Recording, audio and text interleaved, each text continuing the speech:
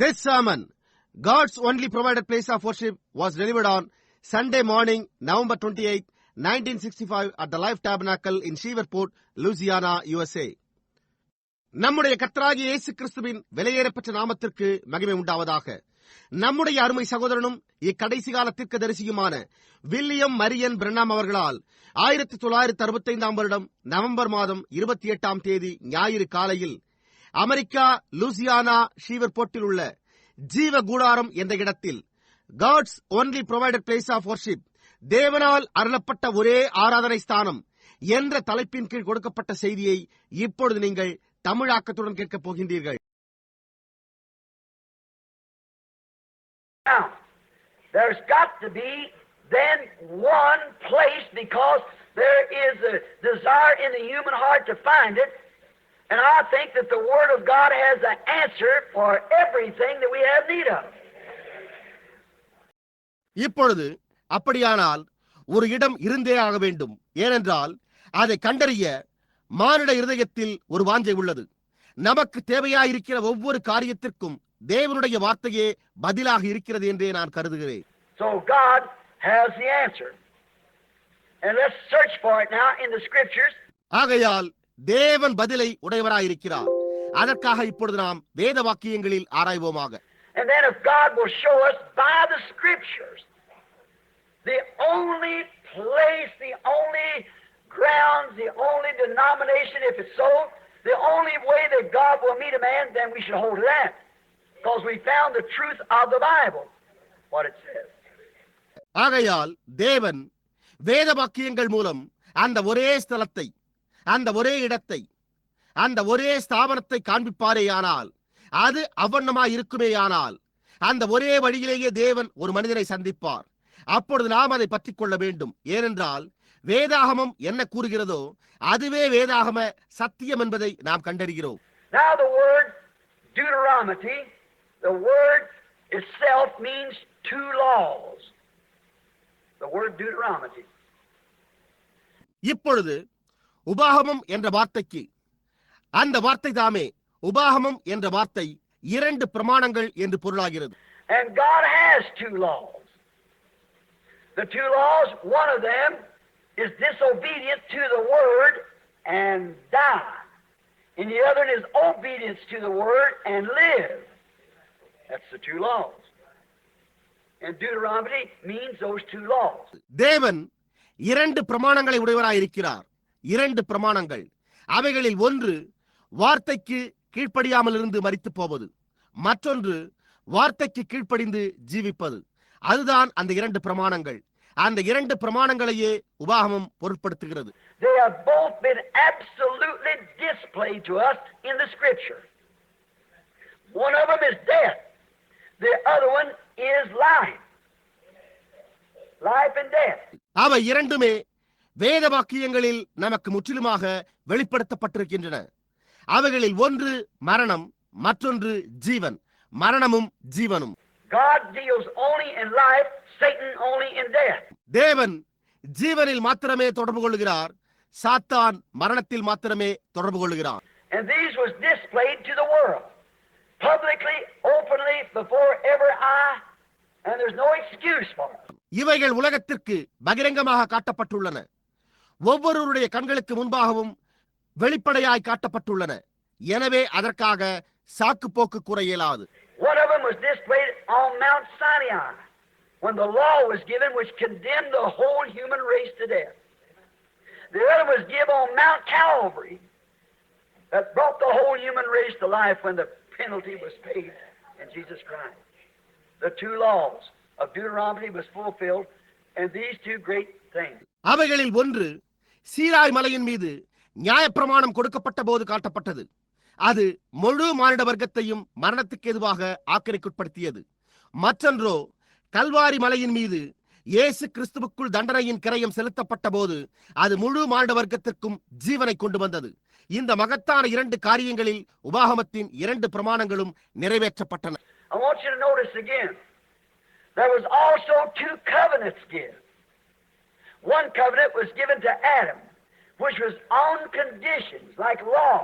நீங்கள் மீண்டும் கவனிக்க வேண்டும் என்று விரும்புகிறேன். 2 உடன்படிக்கைகள் கொடுக்கப்பட்டிருந்தன. ஒரு உடன்படிக்கை ஆதாமுக்கு கொடுக்கப்பட்டது. அது நியாயப்பிரமாணத்தை போன்று நிபந்தனைகளின் பேரிலானதாக இருந்தது. If you will not touch this, then you will live. But if you touch this, you will die. That was a law. இதை நீ தொடாதிருப்பாயானால் அப்பொழுது நீ ஜீவிப்பாய், ஆனால் நீ இதை தொடுவாயானால் நீ மரிப்பாய்.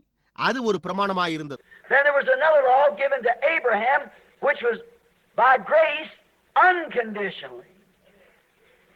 I have saved you and your seed. Amen. அதன் பின்னர் ஆபிரகாமுக்கு மற்றொரு பிரமாணம் கொடுக்கப்பட்டிருந்தது. அது கிருபையினால் உண்டான நிபந்தனையற்றதாயிருந்தது. அதாவது, நான் உன்னையும் உன்னுடைய சந்ததியையும் ரட்சித்திருக்கிறேன் என்பதாகும். ஆமென்.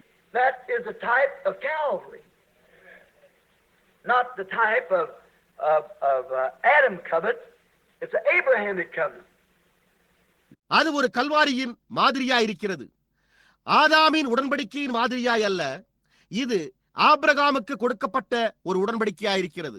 But now we hear him say there is only one place where he will meet man to worship. We read it right here in the text. We'll refer to it back in a few minutes. ஆனால் இப்பொழுது அவர் மனிதனை சந்திக்கும்படி ஆராதிக்க ஒரே ஒரு ஸ்தானம்தான் உண்டு என்று அவர் கூறுவதை நாம் கேட்கிறோம். நீங்கள் அதை இங்கே வேத பாடத்தில் கேட்டீர்கள்.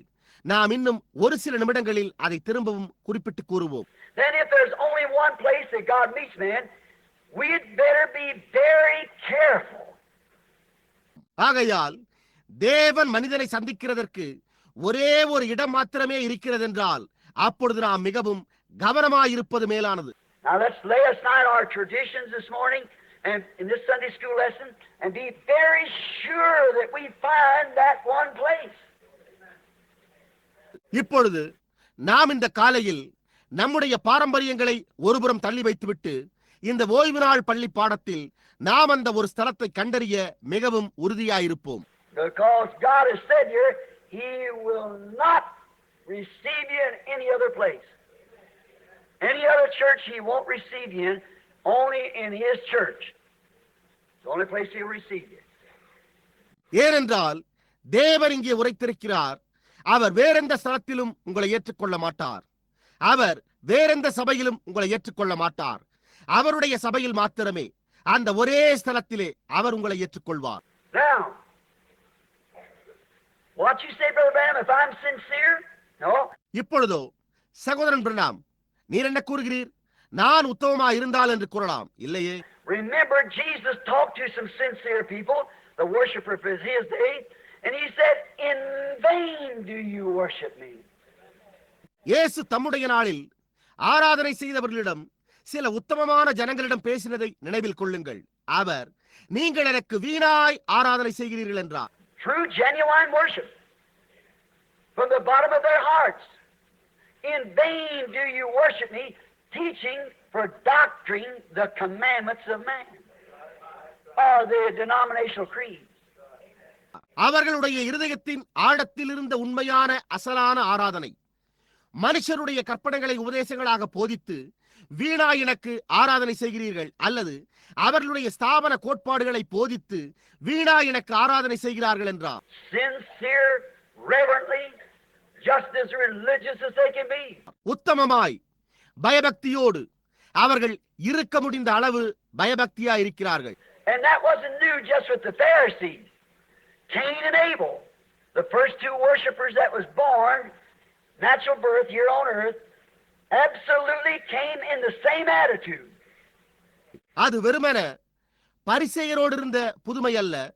பூமியின் மேல் இயற்கையான பிறப்பின் மூலம் இங்கே பிறந்து முதலில் ஆராதித்த இருவரான காயீனும் ஆபேலும் முற்றிலுமாக அதே மனப்பான்மையிலேயே வந்தனர். Cain was just as religious as Abel was. They both built altars, they both loved God, they both made sacrifices, they both worshiped, they both paid tithes, they both done everything just alike.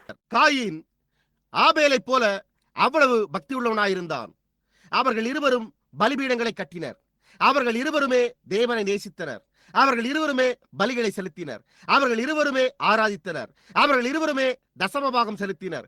அவர்கள் இருவருமே எல்லா காரியத்தையும் ஒரே மாதிரியாக செய்தனர். But Abel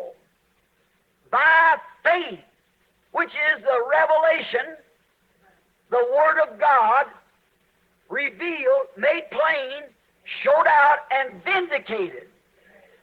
Glory.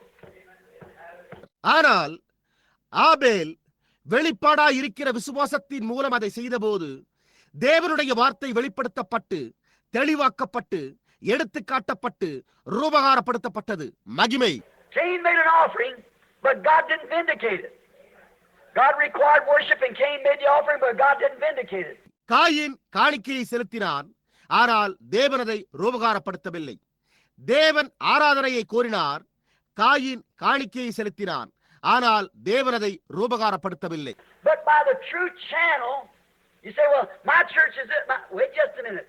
God interprets His own word by its terms that is spoken. ஆனால் உண்மையான வழியின் மூலமாயும் அல்ல. நீங்களோ நல்லது, என்னுடைய சபைதானது எனலாம். அப்படியே ஒரு நிமிடம் பொறுங்கள். தேவன் தம்முடைய சொந்த வார்த்தையை அவர் பேசின அதனுடைய நிபந்தனைகளின் மூலமே வியாக்கியானிக்கிறார். See, Cain said, I am religious. I am a lover of my Maker. I offer to thee this fine altar. I offer you this sacrifice. I built all these things up, Lord, because I love you. Abel said the same thing.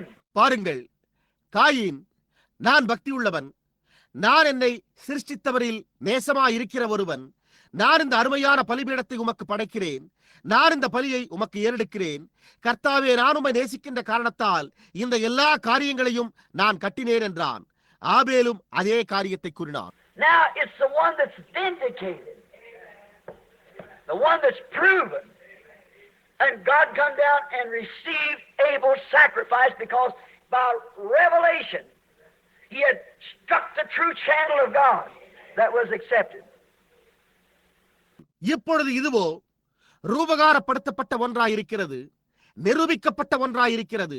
தேவன் இறங்கி வந்து ஆபேலுடைய பலியை ஏற்றுக்கொண்டார். ஏனென்றால் அவன் வெளிப்பாட்டின் மூலம் தேவனுடைய உண்மையான வழியை கண்டு கொண்டிருந்தபடியால் அது ஏற்றுக்கொள்ளப்பட்டது.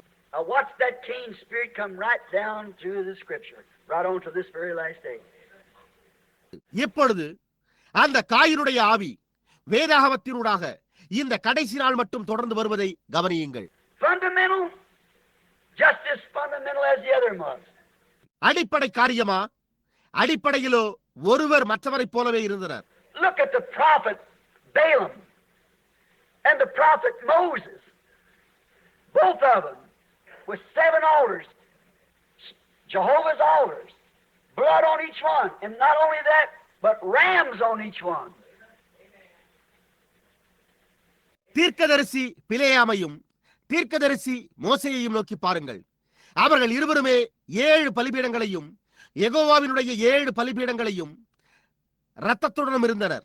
அது மட்டுமின்றி ஒவ்வொன்றின் மீதும் ஆட்டுக்குட்டிகள் இருந்தன. In numerology, exactly the right number, 7 perfect, 7 rams, just exactly like both altars. As fundamental as one was, the other was also. எண்ணியலின்படி சரியான எண் 7 பரிபூர்ணம் என்பதற்கு 7 ஆட்டுக்கடாக்கள். 2 பலிபீடங்களுமே முற்றிலும் சரியாக ஒரே மாதிரியா இருந்தன. அடிப்படையில் ஒன்று எப்படி இருந்ததோ அந்த விதமாகவே மற்றொன்றும் கூட இருந்தது. But who did God vindicate? See? The one that was in His Word. Fundamental doesn't mean too much. It's the revelation of God. ஆனால் தேவன் யாரை ரூபகாரப்படுத்தினார்? பார்த்தீர்களா? புரிகின்றதா? அவருடைய வார்த்தையில் இருந்த ஒருவரையே. அடிப்படை காரியங்கள் மிக அதிக அளவில் சுட்டிக்காட்டப்படுகிறதில்லை. ஆனால் தேவனுடைய வெளிப்பாடே முக்கியமானதாயிருக்கிறது. Now think, these men, why was they called and was put in this condition? These Pharisees by Jesus said, in vain you worship me. இப்பொழுது சிந்தித்து பாருங்கள். இந்த மனிதர்கள், இந்த பரிசேயர்கள் ஏன் அவர்கள் அழைக்கப்பட்டு இயேசுவானவரால் இந்நிலையில் வைக்கப்பட்டார்கள்? மேலும் அவர், நீங்கள் எனக்கு வீராய் ஆராதனை செய்கிறீர்கள் என்றார். Worship Him, genuine worship, true worship from the heart. You in vain you worship me. அவரை ஆராதிக்கிறார்கள். அசலான ஆராதனை, அவர்களுடைய இருதயங்களில் இருந்து உண்மையான ஆராதனை. நீங்கள் எனக்கு வீணாய் ஆராதனை செய்கிறீர்கள். Why? Teaching for doctrine the tradition of man. Therefore, you make the commandments of God of no effect to the people. ஏன் உங்கள் மனுஷருடைய பாரம்பரியங்களை உபதேசங்களாக போதித்து தேவனுடைய கற்பனைகளை ஜனங்களுக்கு அவமாக்குகிறீர்கள்? If I taught you a Methodist message, it would take no effect on you. This is bride time. If Moses taught the message of Noah, it would take no effect. If Jesus taught Moses' message, it would take no effect. நான் உங்களுக்கு ஒரு Methodist ஸ்தாபனத்தாரின் செய்தியை போதித்திருந்தால் அது உங்களுக்கு எவ்வித பயனையும் தராது. இது மணவாட்டியின் நேரமாயிருக்கிறது. மோசே நோவாவின் செய்தியை பிரசங்கித்திருந்தால் அது எவ்வித பயனையும் தராது. இயேசுவானவர் மோசேயுடைய செய்தியை பிரசங்கித்திருந்தால் அது எவ்வித பயனையும் தராது. Because the predestinated seed are laying there that will only be watered by that type of water that's given for that seed. It won't grow any other conditions. It must be the conditions that grows it. ஏனென்றால் முன்குறிக்கப்பட்ட வித்துக்கள் அங்கே கிடக்கின்றன. அந்த வித்திற்காக அளிக்கப்படுகிற தண்ணீரின் மூலமே அவைகளுக்கு நீர் பாய்ச்சப்படும். புரிகின்றதா? அது வேறெந்த சூழ்நிலையிலும் வளராது. அதற்கு அதை வளர்க்கிற நிலைமை இருக்க வேண்டும். Now, you can take a chicken egg and put it in an incubator which should be under a hen, but it'll hatch anyhow. Put it under a pup, it would hatch. It's the warmness, the conditions that makes it hatch. So it has to be under conditions. இப்பொழுது நீங்கள் ஒரு கோழி முட்டையை எடுத்து ஒரு பெட்டைக்கோழியின் கீழ் வைக்க வேண்டிய அதை ஒரு குஞ்சு பொரிக்கும் கருவியில் வைத்தால் அது எப்படியும் குஞ்சு பொரிக்கும். அதை ஒரு நாய்க்குட்டியின் கீழ் வைத்தாலும் அது குஞ்சு பொரிக்கும். அந்த கலகதப்பான உஷ்ண நிலையே அதனை குஞ்சு பொரிக்க செய்கிறது. ஆகையால் அது அந்த நிலையின் கீழ் இருக்க வேண்டும். You can take a good live egg and put it under a dead hen, it won't hatch. It's the conditions. நீங்கள் ஒரு நல்ல உயிருள்ள முட்டையை எடுத்து அதை மரித்து போற ஒரு பெட்டைக்கோழியின் கீழ் வைத்தால் அது குஞ்சு பொரிக்காது. புரிகின்றதா? பாருங்கள், அதுதான் அந்த நிலைமை. Well, that's the way it is in this age that we're living in. You've got to find what is God's way of doing it for this age. நாம் ஜீவித்துக் கொண்டிருக்கிற இந்த காலத்திலும் அது அந்த விதமாகவே உள்ளது. நீங்கள் இந்த காலத்தில் அதை செய்வதற்கான தேவனுடைய வழி இன்னதென்று கண்டறிய வேண்டும். That's what Martin Luther found. That's what John Wesley found. That's what the Pentecostals found in their age. God's age and time to do it. அதைத்தான் மார்ட்டின் லூத்தர் கண்டறிந்தார். அதைத்தான் ஜான் வெஸ்லி கண்டறிந்தார். அதைத்தான் பெந்தேகோஸ்தையினர் அவர்களுடைய காலத்தில் கண்டறிந்தனர். தேவனுடைய காலமும் அதை செய்வதற்கான நேரமும். Now the Pentecostals, that brother, I believe one of his eyes was out, a colored brother who really started the Pentecostal message in California, the old Azusa Street. இப்பொழுது பெந்தேகோஸ்துக்கள் அந்த சகோதரனுக்கு அவர் தன்னுடைய கண்களில் ஒன்று இல்லாதவராய் இருந்தார் என்று நான் நினைக்கிறேன். அந்த கருப்பு நிற சகோதரன் தான் கலிபோர்னியாவில் உள்ள பழைய அசுசா தெருவில் பெந்தேகோஸ்தே செய்தியை ஆரம்பித்தவர். He was laughed at because he was a Negro. He was made fun of, but he brought a message for that age. அவர் பரிகசிக்கப்பட்டார். ஏனென்றால் அவர் ஒரு கருப்பு நிற சகோதரனாய் இருந்தபடியால் அவர் பரிகசிக்கப்பட்டார். ஆனால் அவரோ அந்த காலத்திற்கான ஒரு செய்தியை கொண்டு வந்தார். Just a little body of fellow could hardly sign his own name, but the Lord had revealed to him that this was the age for the restoration of those gifts, and it come. No matter what said, it's come. வெறுமன ஒரு சிறு பையனாய் தன்னுடைய சொந்த பெயரையும் கூட கையொப்பமிட முடியாதவனாய் இருந்தார். ஆனால் இது வரங்கள் திரும்ப அளிக்கப்படுவதற்கான காலம் என்பதை கர்த்தர் அவருக்கு வெளிப்படுத்தி இருந்தார். அவைகள் அவ்வாறே வந்தன. என்ன கூறப்பட்ட போதிலும் அது வந்தது. But everybody got in the atmosphere of it and seen it was that age and seeing God vindicating those people could speak with tongues and so forth. It happened. ஆனால் ஒவ்வொருவரும் அதனுடைய சூழ்நிலைக்குள்ளாக வந்து அதுவே அந்த காலம் என்பதை கண்டனர். அந்த ஜனங்கள் அந்நிய பாஷைகளினால் பேச முடிந்தது என்பதை தேவன் ரூபகாரப்படுத்துவதையும் கண்டனர். அது சம்பவித்தது. But then when he went and pinned it down to this is the only evidence, that killed it. Amen. Go right on. That did it. ஆனால் அவர் சென்று இது மாத்திரமே அத்தாட்சி என்று ஆணித்தரமாக வலியுறுத்தி கூறின போது அது மரித்து போய்விட்டது. புரிகின்றதா? பாருங்கள், அது இன்னமும் தொடர்ந்து செல்கிறது. அதுவே அதனை செய்தது. Then they started separating this, that, and making denominations, and one's coming on the cloud, and the other's coming to the bush, and oh my, there it goes. That's what denominations does. அதன் பின்னர் அவர்கள் இதை பிரிக்க தொடங்கி ஸ்தாபனங்களை உண்டாக்கினர். அதாவது ஒருவர் மேகத்தின் மேல் வருகிறார் என்றும் மற்றொருவர் ஒரு புதரில் வருகிறார் என்றும் கூறிக்கொண்டனர். ஓ என்னே, அது அந்த விதமாகவே செல்கிறது. அதைத்தான் ஸ்தாபனம் செய்கிறது. புரிகிறதா? God is not an author of denomination because denomination is Babylon and he's not the author of confusion. தேவன் ஸ்தாபனங்களின் காரணர் அல்ல, ஏனென்றால் ஸ்தாபனம் பாபிலோனில் இருக்கிறது. அவர் குழப்பத்திற்கு காரணர் அல்ல. We see her on, you don't have to be even intellectual to see that. It's Babylon. நாம் அவை எல்லாவற்றையும் காண்கிறோம். நீங்கள் அதை காண்பதற்கு அறிவாளியாக இருக்க வேண்டியது கூட இல்லை. அது பாபிலோனாய் இருக்கிறது. புரிகின்றதா? Tradition. Think of it, sincere people. Now, still because they believe that, there still needs to be one sincere place where God meets. பாரம்பரியம். அதை குறித்து சிந்தித்து பாருங்கள். உத்தமமான ஜனங்கள் இப்பொழுது இன்னும் அவர்கள் அதை விசுவாசிக்கிற காரணத்தால் இன்னமும் ஒரு உத்தமமான ஸ்தானத்தில் தேவனை சந்திக்க வேண்டியதாக இருக்கிறது. Now notice verse 2. Worship in the place that I have chosen. இப்பொழுது இரண்டாம் வசனத்தை கவனியுங்கள். நான் தெரிந்து கொண்டிருக்கிற ஸ்தலத்தில் ஆராதனை செய்தல். அவர்கள் ஆராதிக்கிற இடத்திலேயே பலியை செலுத்த வேண்டும். The sacrifice, of course, where they worship for the sacrifice. பலி உண்மையிலேயே அவர்கள் ஆராதிக்கிற இடத்திலேயே பலியை செலுத்த வேண்டும். The place that I chose, not what you chose, what man chose, but what I have chosen. You worship in this place. நான் தெரிந்து கொண்ட ஸ்தானத்திலே, நீங்கள் தெரிந்து கொண்ட ஸ்தானத்தில் அல்ல, மனிதன் தெரிந்து கொண்ட ஸ்தானத்தில் அல்ல, ஆனால் நான் இதை தெரிந்து கொண்டிருக்கிறேனோ அந்த இடத்தில் நீங்கள் ஆராதனை செய்யுங்கள். There shows there's then only one place. Others is vain. It must be not of your choice, but it must be his choice. ஆகையால் ஒரே ஒரு ஸ்தானம் தான் உண்டு. மற்றவை வீண் என்பதை அது காண்பிக்கிறது. அது உங்களுடைய தெரிந்து கொள்வதாய் இருக்க வேண்டாம், ஆனால் அது அவருடைய தெரிந்து கொள்வதாய் இருக்க வேண்டும். Well, I don't have to go to the church. You are so narrow-minded.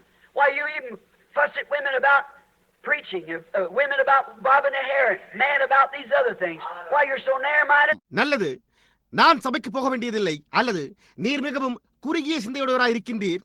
ஏன் நீர் பெண்கள் பிரசங்கிப்பதை குறித்தும், பெண்கள் தங்கள் தலைமுடியை வெட்டி குட்டையாக வைத்துக் கொள்வதை குறித்தும், புருஷர்களை பற்றிய மற்ற காரியங்களிலும் கூட குழப்பம் உண்டாக்குவீர். ஏன் நீர் மிக குறுகலான புத்தியுடையவராய் இருக்கிறீரே? All right, you don't have to take God's way, brother. You go on out where they do that at. Amen. And you'll find out it's in the Scripture, so in vain do they worship me.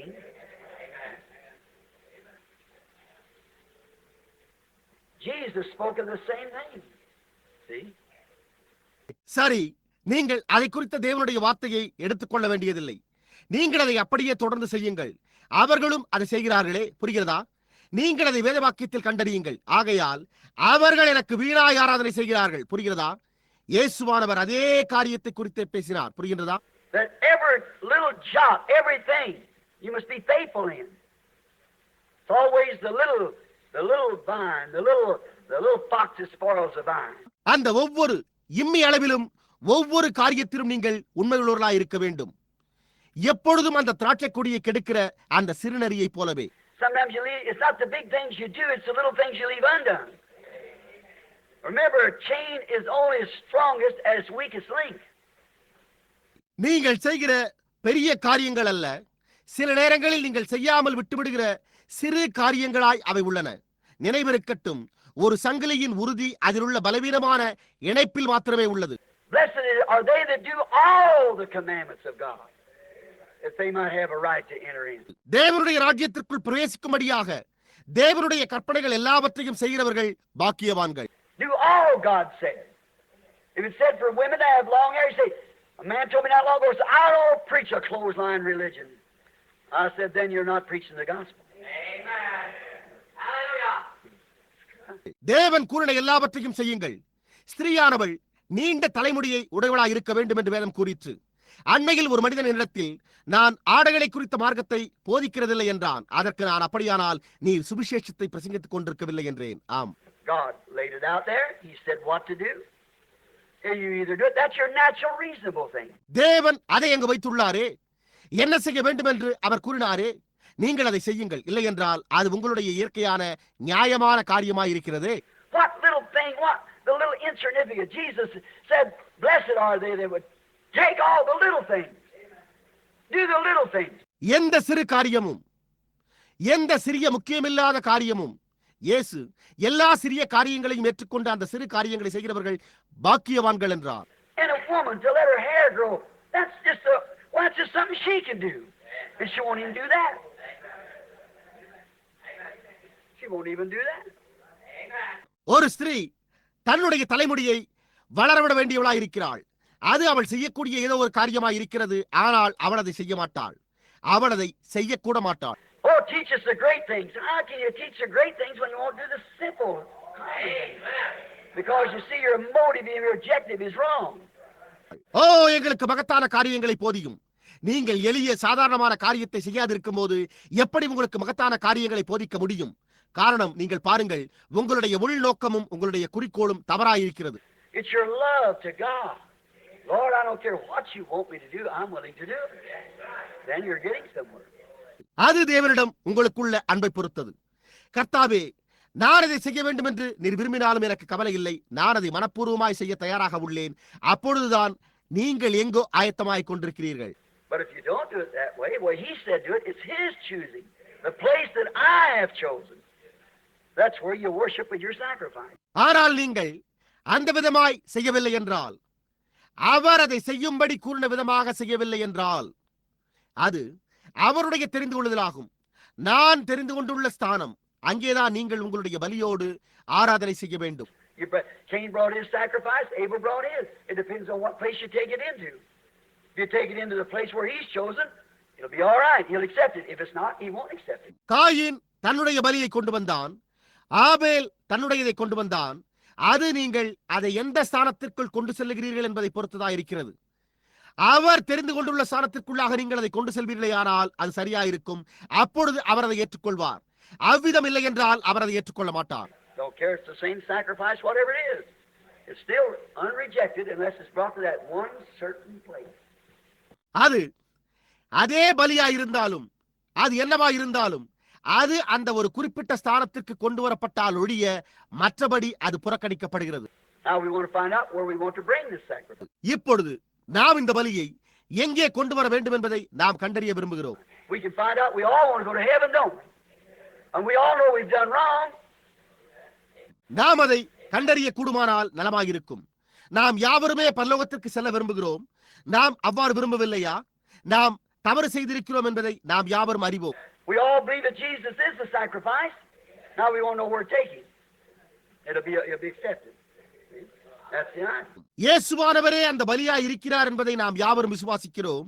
இப்பொழுது நாம் அவரை எங்கே எடுத்துச் சென்றால் அது ஏற்றுக்கொள்ளப்படும் என்பதை அறிந்து கொள்ள விரும்புகிறோம். புரிகின்றதா? அது உண்மை. The Bible tells us where to take that. And it'll be accepted. Outside of there, it won't be accepted. அவரை எங்கே கொண்டு செல்ல வேண்டும் என்று வேதம் நமக்கு கூறுகிறது. அப்பொழுதே அது ஏற்றுக்கொள்ளப்படும். அதற்கு புறம்பே அது ஏற்றுக்கொள்ளப்பட மாட்டாது. Let us notice here also the place that he chose for the sacrifice to be laid, the place that he chose to put the sacrifice. பலியை வைக்கும்படியாக அவர் தெரிந்து கொண்ட ஸ்தானத்தையும் கூட இங்கே நாம் கவனிப்போமாக. பலியை வைக்கும்படி அவர் தெரிந்து கொண்ட ஸ்தானத்தை கவனிப்போமாக. You can't put it on any of these gates, but the place that he chose to put it, he also put his name in that place. நீங்கள் அதை இந்த வாசல்கள் ஏதேனும் ஒன்றில் வைக்க முடியாது. ஆனால் அவர் அதை வைக்கும்படி தெரிந்து கொண்ட ஸ்தானத்திலேயே வைக்க வேண்டும். அவர் அந்த ஸ்தானத்தில் தன்னுடைய நாமத்தையும் கூட வைத்துள்ளார். That's what he said here. He chose to put his name in it. பாருங்கள், அதைத்தான் அவர் இங்கே கூறினார். அவர் அதில் தம்முடைய நாமத்தை வைக்கும்படிக்கு தெரிந்து கொண்டார். Now let us search the scriptures for this place, for that is the place where he put his name. இப்பொழுது இந்த ஸ்தலத்திற்கான வேத வாக்கியங்களை நாம் கண்டறிவோமாக. ஏனென்றால் அவர் தம்முடைய நாமத்தை வைத்திருக்கிற ஸ்தானமாய் அது உள்ளது. Now let's read from the text. And I had a little note laying here that this morning come to me. Let's take the second verse of this chapter. I don't want to hold too long on account of the people on these hookups out here. இப்பொழுது நாம் அதை வேத பாடத்திலிருந்து வாசிப்போமாக. நான் இங்கே ஒரு சிறு குறிப்பை வைத்திருந்தேன். அது இந்த காலையில் என்னிடத்தில் வந்தது. நாம் இந்த அதிகாரத்தின் 2ஆம் வசனத்தை எடுத்துக் கொள்வோமாக. இப்பொழுது நான் ஜனங்களின் காரணமாக உங்களை நீண்ட நேரம் பிடித்து வைத்திருக்க விரும்பவில்லை. இங்கே தொலைபேசி இணைப்புகள் வாயிலாகவும் அநேகர் கேட்டுக்கொண்டிருக்கின்றனர். Now the second verse of this 16th chapter. Thou shalt therefore sacrifice the Passover unto the Lord thy God of thy flocks and thy herd in the place which the Lord shall choose to put his name there.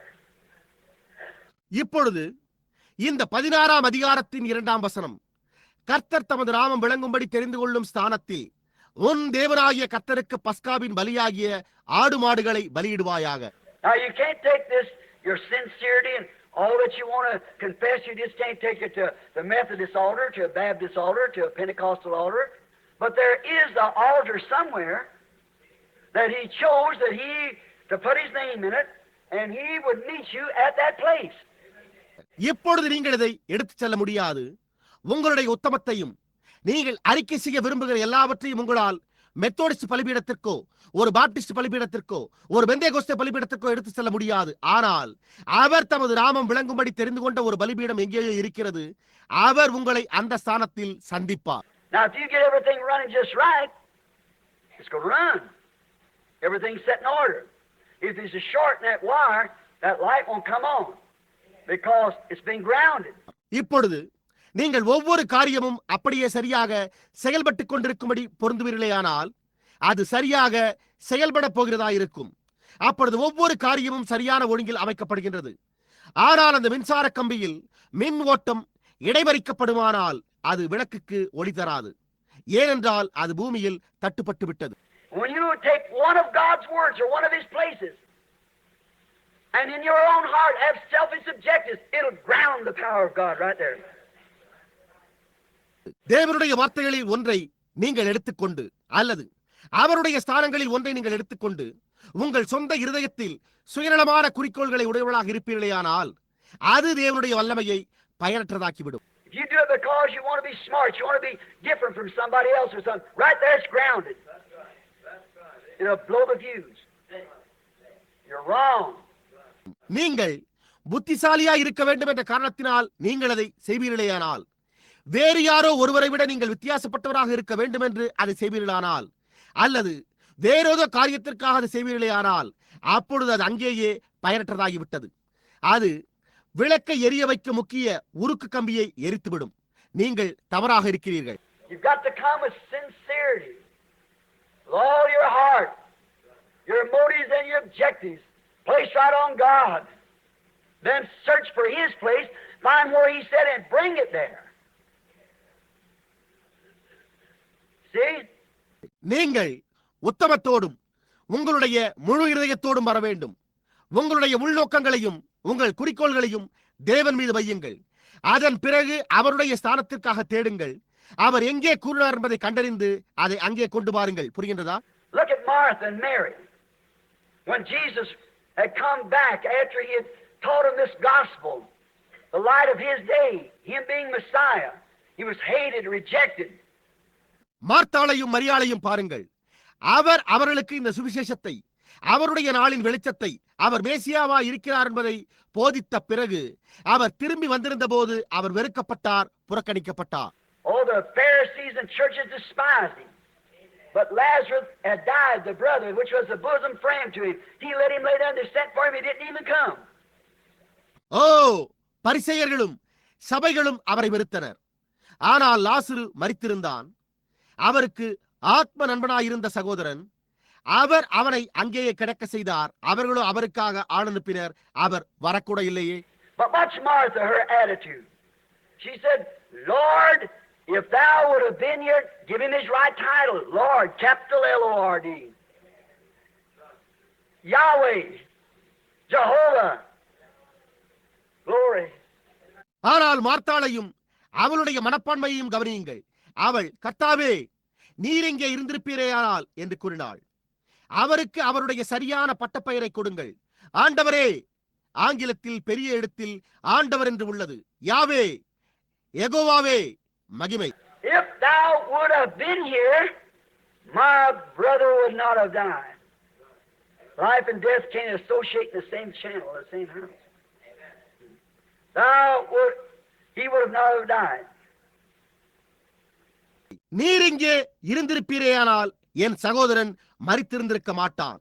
ஜீவனும் மரணமும் ஒரே படியில் சம்பந்தப்பட்டிருக்க முடியாது, அல்லது ஒரே வீட்டில் சம்பந்தப்பட்டிருக்க முடியாது. நீர் இருந்திருப்பீரானால் அவன் மரித்திருக்க மாட்டான். Jesus said to her, I am the resurrection and life, saith God. இயேசு அவளிடத்தில் கூறினார், அதாவது நானே உயிர்த்தெழுதலும் ஜீவனுமாயிருக்கிறேன் என்று தேவன் கூறினார். When he said first, thy brother shall live again, she said, yes, Lord. I truly believe that. As a Jewish, I believe that there will be a general resurrection of the dead. And I believe my brother was just as loyal and sincere and worship. அவர் முதலில் கூறினபோது உன் சகோதரன் மறுபடியும் ஜீவிப்பான் என்று கூறினார். அதற்கு அவளோ, ஆம் ஆண்டவரே, நான் மெய்யாகவே அதை விசுவாசிக்கிறேன். ஒரு யூத ஸ்திரீயாக மரித்தோரின் பொதுவான உயிர்த்தெழுதல் ஒன்று இருக்கும் என்று நான் விசுவாசிக்கிறேன். என் சகோதரன் ஆராதனையில் உண்மையும் உத்தமமாக இருந்தான் என்று நான் விசுவாசிக்கிறேன். And I believe that you are that Messiah that's said in the Bible, because God vindicating His word in you shows that you're the messenger of this hour. நீர் அந்த மேசியாவாகவே இருக்கிறீர் என்று நான் விசுவாசிக்கிறேன். அது வேதாகமத்தில் கூறப்பட்டுள்ளது. ஏனென்றால் தேவன் தம்முடைய வார்த்தையை உண்மையில் ரூபகாரப்படுத்துவது இந்த மணி நேரத்திற்குரிய தூதன் நீர்தான் என்பதை காட்டுகிறது. You are that Messiah. I believe that you are that Christ that was to come, because your works testify that God has sent you here to be that Messiah. Oh my, what's the cogs begin to come in place now? நீரே அந்த மேசியாவா இருக்கிறீர். வரவிருந்த அந்த கிறிஸ்துவானவர் நீரே என்று நான் விசுவாசிக்கிறேன். ஏனென்றால் உம்முடைய கிரியைகள் தேவன் உம்மை அந்த மேசியாவா இருப்பதற்கு இங்கே அனுப்பியிருக்கிறார் என்று சாட்சியிடுகின்றன என்றாள். ஓ என்னே, பல் சக்கரத்தின் பற்கள் ஒன்றோடொன்று பொருந்த ஆரம்பிப்பதை இப்பொழுது கவனியுங்கள். புரிகின்றதா? Now she had a right to say, why didn't you come raise my brother? Why didn't you heal him? You healed others. Your very best friend, and look what happened. No. That kind of objective don't get nowhere. இப்பொழுது அவள், நீர் ஏன் வந்து என்னுடைய சகோதரரை எழுப்பவில்லை? நீர் ஏன் அவரை சுகப்படுத்தவில்லை? நீர் மற்றவர்களை சுகப்படுத்தினீர். உம்முடைய மிகச்சிறந்த நண்பனுக்கு இப்பொழுது என்ன நடந்தது என்று பாரும் என்று கூற உரிமை இருந்தது. இல்லை இல்லை இல்லை, அந்த விதமான குறிக்கோள் எங்குமே கொண்டு செல்கிறதில்லை. I believe that you're exactly what you're identified in the Scripture to believe. I believe this is the day that the Messiah should come. We've been looking for it. நீர் வேதாகமத்தில் என்னவா இருப்பீர் என்று அடையாளம் காட்டப்பட்டுள்ளதோ, நீர் சரியாக அந்த விதமாகவே இருக்கிறீர் என்று நான் விசுவாசிக்கிறேன். மேசியா வரவேண்டிய நாள் இதுவே என்று நான் விசுவாசிக்கிறேன். நாங்கள் அதற்காக எதிர்பார்த்துக் கொண்டிருக்கிறோம். I don't care what the rest of them say. I believe with all my heart by what I have seen and heard by the word, that the word is vindicated in you, that you are that Messiah. மற்றவர்கள் என்ன கூறுகிறார்கள் என்பதை குறித்து நான் கவலைப்படுகிறதில்லை. நான் பார்த்திருக்கிறதையும் வார்த்தை மூலம் கேட்டிருக்கிறதையும் அந்த வார்த்தை உம்மில் ரூபகாரப்படுத்தப்படுகின்றதையும் நீரே அந்த மேசியா என்பதையும் நான் என் முழு இதயத்தோடு விசுவாசிக்கிறேன். See, way down in her, she had something to ask for, but she had to come to the right channel. பாருங்கள், அவளுக்குள்ளாக அவள் கேட்கும்படியான ஏதோ ஒன்றை உடையவளாயிருந்தாள். ஆனால் அவள் சரியான வழிக்கு வரவேண்டியவளாயிருந்தாள். What should right there say? And then you tell me you're that Messiah. And not even the courtesy, gentleman enough to even answer our request. அவள் அங்கே ஓடி வந்து, நீர் அந்த மேசியா என்று நீர் என்னிடம் கூறுகிறீர். எங்கள் வேண்டுகோளுக்கு பதிலளிக்க கூட போதிய மரியாதையும் பெருந்தன்மையும் கூட இல்லையே. When we fed you and housed you and everything and took up for you and left their churches as you commanded us to get out of them denominations. நாங்கள் உம்மை போஷித்தோம், தங்க உமக்கு இடமளித்தோம், மற்ற ஒவ்வொரு காரியத்தையும் செய்து உம்மை ஆதரித்த போது, நீர் அந்த ஸ்தாபனங்களை விட்டு எங்களை வெளியேறும்படி கட்டளையிட்ட போது எங்களுடைய சபைகளை விட்டு விட்டோம். புரிகிறதா? And here we've left it, and now we're counted offcast and renegades, and everything that we've done for you, and then not even the common courtesy to answer my call. நாங்கள் அதை விட்டுவிட்டிருக்கிறோம். இப்பொழுது நாங்கள் தள்ளப்பட்டவர்களாகவும் மதத்தை விட்டே ஓடியவர்களாகவும் எண்ணப்படுகிறோம். நாங்கள் உமக்காக எல்லாவற்றையும் செய்திருக்கிறோமே. அப்படி இருக்க நீரோ என்னுடைய அழைப்பிற்கு பதிலளிக்கும்படியான பொதுவான மரியாதையும் கூட இல்லையே என்று கூறியிருந்தால் என்னவாயிருக்கும்? Now, actually, she had that right. இப்பொழுது உண்மையிலேயே அவளுக்கு அந்த உரிமை இருந்தது. Like you say about your short hair. I'm an American citizen. I can wear shorts, do anything I want to. It's not illegal. That's your right. But a sheep always forfeits its right. Amen. நீங்கள் உங்களுடைய குட்டை தலைமுடியை குறித்து கூறும்போது, நான் ஒரு அமெரிக்க பிரஜை, எனவே நான் குட்டை கால் சட்டைகளை அணிய முடியும், நான் விரும்புகிற எந்த காரியத்தையும் செய்ய முடியும், அது சட்டவிரோதமானதல்ல என்று கூறுவது போன்றே ஆகும். அது உங்களுடைய உரிமைகள். ஆனால் ஒரு செம்மறியாடு அதனுடைய உரிமைகளை எப்போதும் விட்டுக் கொடுக்கிறது.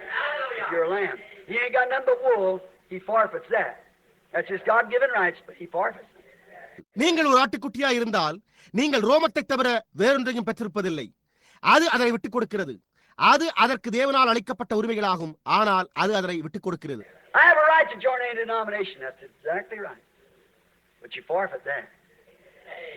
எந்த ஸ்தாபனத்திலும் சேர எனக்கு உரிமை உண்டு, அது முற்றிலும் சரியே.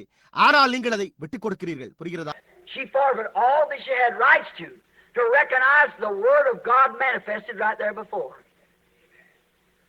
அவளுக்கு முன்பாக அங்கே சரியாக வெளிப்படுத்தப்பட்ட தேவனுடைய வார்த்தையை அடையாளம் கண்டுகொள்ளும்படி அவள் பெற்றிருந்த உரிமைகள் அனைத்தையும் அவள் விட்டுக் கொடுத்தாள். He said, I am the resurrection life. He that believeth in me, though he were dead, yet shall he live. Whosoever liveth and believeth in me shall never die. Believest thou this? அப்பொழுது அவர், நானே உயிர்த்தெழுதலும் ஜீவனுமாய் இருக்கிறேன். என்னை விசுவாசிக்கிறவன் மரித்தாலும் பிழைப்பான். உயிரோடு இருந்து என்னை விசுவாசிக்கிறவன் எவனும் என்னென்றைக்கும் அறியாமலும் இருப்பான். இதை விசுவாசிக்கிறாயா என்றார். See, there's one more little clause she hadn't come in line with.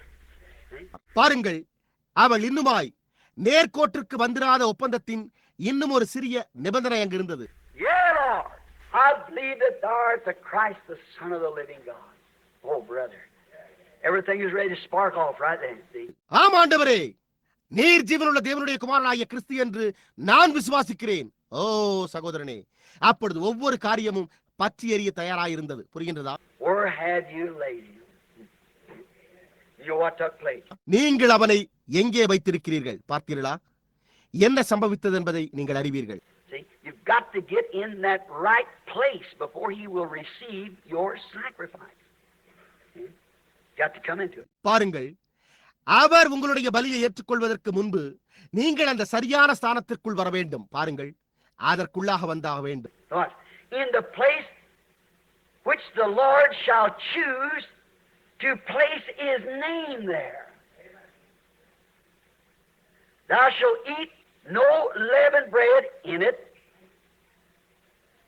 கவனியுங்கள், கர்த்தர் தமது நாமம் விளங்கும்படி தெரிந்து கொள்ளும் ஸ்தானத்தில் பஸ்கா பலியுடனே புளிப்புள்ள அப்பம் புசியாமல். What does that typify in the sacrifice? Don't mix it with any creed. It's got to be the word. No leavened bread. அது பலியில் எதற்கு மாதிரியாயிருக்கிறது? அதை எந்த கொள்கையோடும் கலக்காமல் அது வார்த்தையாயிருக்க வேண்டும். புளிப்புள்ள அப்பமே கூடாது. Leaven is you know what a leaven is anything. Little leaven leavens the whole lump. The whole lump is the body. You can't put one speck of denomination or creed into Christ. No sir, it won't work. எந்த காரியத்திலும் புளித்த மாவானது என்னவா இருக்கிறது என்பதை நீங்கள் அறிவீர்கள். கொஞ்சம் புளித்தமா பிசைந்தமா முழுவதையும் புளிப்பாக்கும். பிசைந்தமா முழுவதும் சரீரமாயிருக்கிறது. ஒரு புள்ளி அளவு ஸ்தாபனத்தையோ அல்லது கோட்பாட்டையோ நீங்கள் கிறிஸ்துவுக்குள் வைக்க முடியாது. இல்லையா? அது கிரியை செய்யாது. You remember the last Thursday night's message? Yes, sir. Your old husband must be dead. Right. Your new husband is the word. கடந்த வியாழன் இரவன்று அளித்த செய்தி உங்களுக்கு நினைவிருக்கிறதா? உங்களுடைய பழைய கணவன் மரிக்க வேண்டும். உண்மை, உங்களுடைய புதிய கணவர் வார்த்தையே. 7 days shall thou eat unleavened bread therein. 7 days, what does that typify? The complete 7 church ages. 7 days. புளிப்பில்லா அப்பங்களை 7 நாள் வரைக்கும் புசிக்க கடவாய். 7 நாட்கள். அது எதற்கு மாதிரியாயுள்ளது? முழு 7 சபையின் காலங்களும் 7 நாட்கள்.